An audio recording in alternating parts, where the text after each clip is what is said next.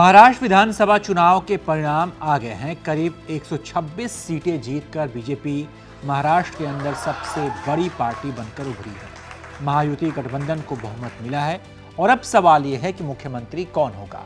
क्या देवेंद्र फडणवीस की एक बार फिर से वापसी होगी?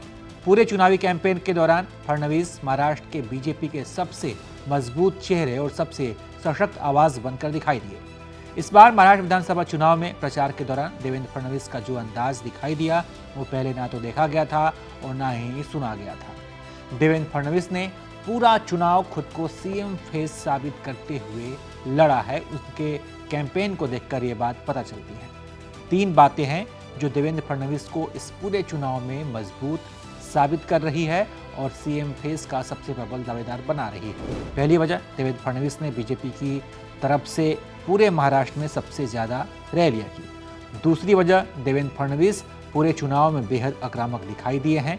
देवेंद्र फडणवीस महाराष्ट्र में हिंदुत्व का चेहरा बनकर उभरे हैं और इसलिए ओवैसी से उनकी सीधी जुबानी जंग भी देखने को मिली थी।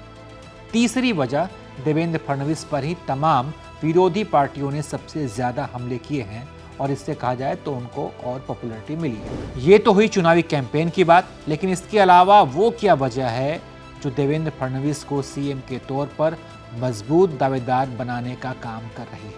फडणवीस के पक्ष में जो अगली बात जाती है वो है उनका आरएसएस बैकग्राउंड से आना। 20 नवंबर को महाराष्ट्र विधानसभा चुनाव के लिए वोटिंग हुई और वोटिंग खत्म होते ही देवेंद्र फडणवीस बुधवार शाम को ही नागपुर में आरएसएस के मुख्यालय में पहुंच गए थे। सूत्रों के मुताबिक फडणवीस करीब 15 से 20 मिनट तक यहां पर रहे। उनकी मुलाकात यहां पर मोहन भागवत से हुई।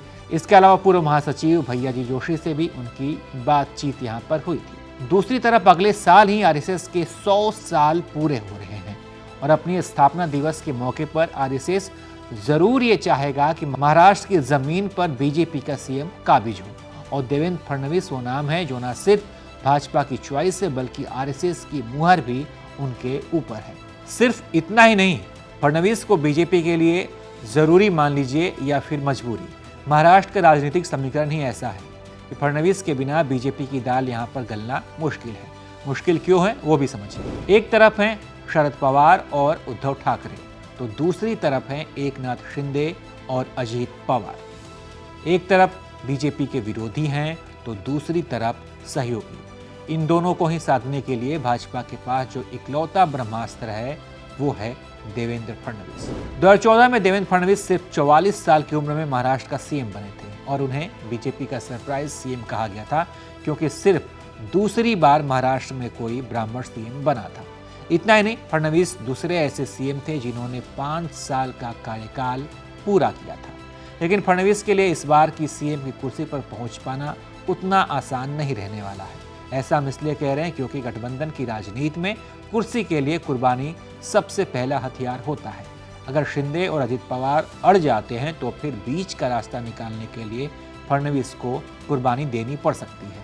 बहरहाल भाजपा की को जितनी संख्या में सीटें मिली हैं उससे ये लग रहा है कि अब बीजेपी अपना मुख्यमंत्री यहाँ पर बनाएगी। बाकी इस पर आप क्या सोचते हैं अपनी राय कमेंट कर बताइए और तमाम अपडेट्स के लिए देखते रहिए एबीपी लाइव।